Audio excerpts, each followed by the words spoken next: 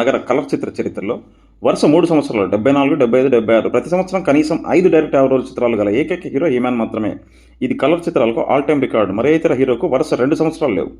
94 ఏళ్ల తెలుగు సినీ చరిత్రలో 2 కేంద్రాలలో 2 థియేటర్లలో 50 రోజులు ప్రదర్శించబడిన మొట్టమొదటి తెలుగు చిత్రం నవనాయకుడు శోభన్ బాబు నటించిన గోరింటాకు చిత్రం.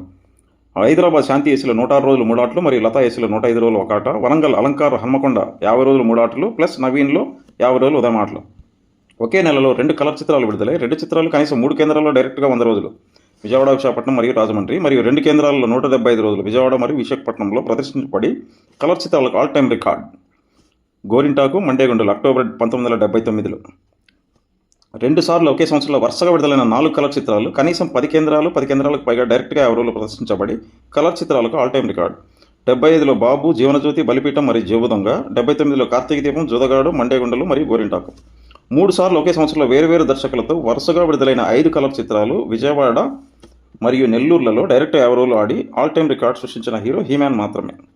తెలుగు కలర్ చిత్ర చరిత్రలో 5 కేంద్రాలలో 2 సార్లు ఒకే సంవత్సరంలో 3 డైరెక్ట్ 100 రోజుల చిత్రాలు గల ఏకైక హీరో హీమ్యాన్ మాత్రమే.